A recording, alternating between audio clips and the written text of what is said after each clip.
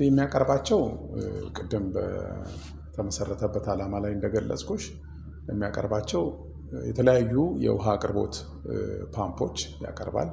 ዲዋተሪንግ ፓምፕ የምንላቸው ከቤዝመንት ውስጥ ውሃ ወይንም ምድር ውስጥ ውሃ እንዳይጠራቀም የሚያደርጉ ፓምፖችን እንደዚሁም ደግሞ ከግራውንድ ወተር ታንከር ወደ ሩፍ ወተር ታንከር ትራንስፈር የሚያደርጉ የወተር ፓምፖችን እናቀርባለን። የውሃ መስመሮችን እናቀርባለን። የፍሳሽ መስመር ማስወገጃዎችን እናቀርባለን። እንደዚሁም ደግሞ የእሳት አደጋ ፓምፖች፣ የእሳት አደጋ መስመሮች እናቀርባለን። እነሱን እንሰራለን።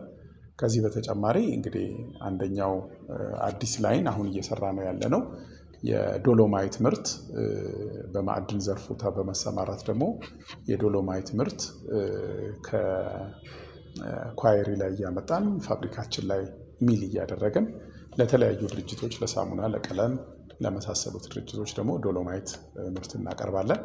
እነዚህን ስራዎች እየሰራ ይገኛል። እንግዲህ አፍሪ ኢንቨስትመንት ዋና ዓላማው በኢኮኖሚ ውስጥ እንደ ሌሎች ድርጅቶች የራሱን ሮል የመጫወት ዓላማ አለው።